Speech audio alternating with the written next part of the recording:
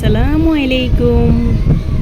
ঈদের পরে মাংস বিরিয়ানি খাইতে খাইতে মুখটা একদম পচে গেছে, তাই পুনরায় মুখে রুচি ফিরিয়ে আনার জন্য আমি সাধারণ একটি রেসিপি নিয়েছি। রেসিপিটা তৈরি করতে এখানে আমি নিয়েছি নদীর ছোট মাছ। মানে কয়েক রকমের মাছ আছে, আর ওই মাছগুলোকে কেটে ধুয়ে পরিষ্কার করে নিয়েছি, আর অল্প একটু লবণ আর হলুদ দিয়ে মেখে নিয়েছি।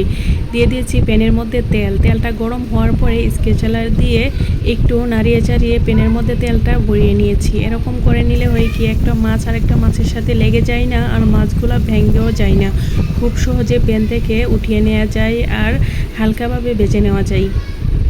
মাছগুলা ভাজা হয়ে গেছে। একই প্যানের মধ্যে দিয়ে দিয়েছি পেঁয়াজ কুচি, দিয়ে দেবো একটু রান্নার তেলটা দিয়ে হালকা একটু পেঁয়াজগুলাকে ভেজে নেব।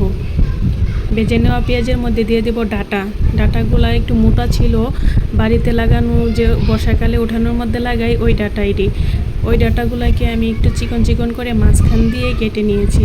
একটু আগে ধুয়ে রেখেছিলাম, সেই কারণে ডাটাগুলো একটু ফুলের মতো বাঁকা বাঁকা হয়ে গেছে। এত করে আমার মনে হয় একটু ডাটাটি একটু ভালো সুন্দরই লাগতেছে। একটু লবণ হলুদ দিয়ে তেলের মধ্যে ভেজে নেব।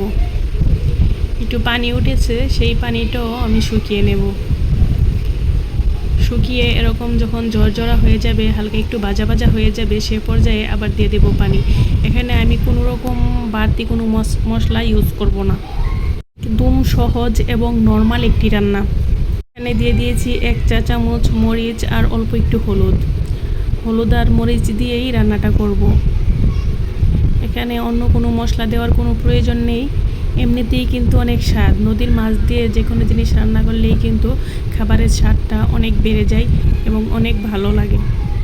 দিয়ে দিলাম কিছু কাঁচামরিচ ফালি, তারপরে দিয়ে দিব আর একটু পানি দিয়ে যখন রান্নাটা শেষ হয়ে আসবে, সে পর্যায়ে দিয়ে দেব এই যে বর্ষাকালে যে এই পাতাটা পাওয়া যায়, বিলাতি ধনিয়া পাতা আমরা যেটাকে বলি, ওইটা দিয়ে রান্নাটা কমপ্লিট করে নিয়েছি। মাশাআল্লাহ, অনেক সুন্দর হয়েছে। আসসালামু আলাইকুম।